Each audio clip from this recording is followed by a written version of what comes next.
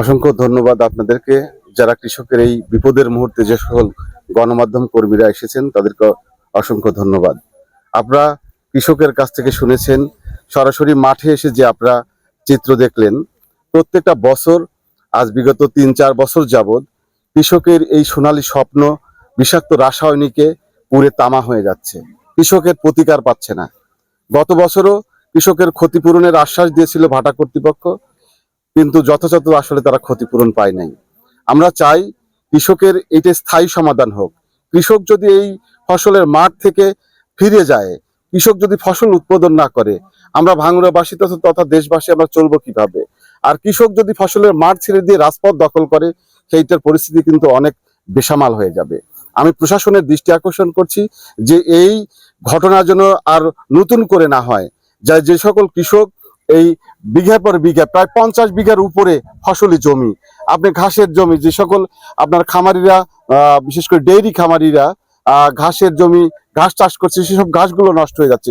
শুধু ঘাস না, শুধু ইরি ধান না, আপনি লক্ষ্য করবেন বিভিন্ন ধরনের ফলের গাছ এই সময়ে আপনার লিচু, আমগুলো এমন ভাবে পুড়ে গেছে, মনে হবে কি ওগুলো সিদ্ধ করা আম।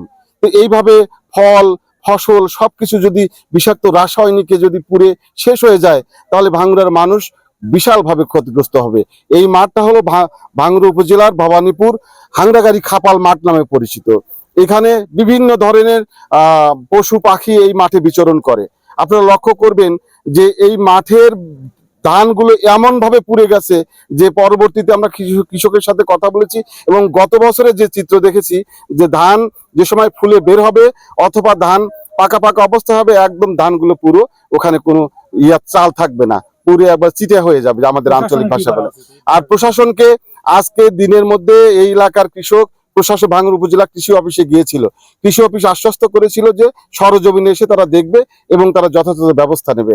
আমার মনে হয় না যে এখন পর্যন্ত এই বিকাল 5:30-6টা পর্যন্ত কোনো প্রশাসনের লোক এখানে এসেছে।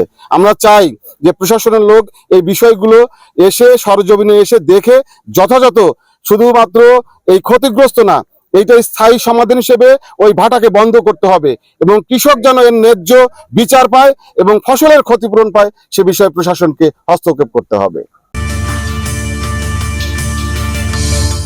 দর্পণ টিভি, এই সময়ের প্রতিবিম্ব।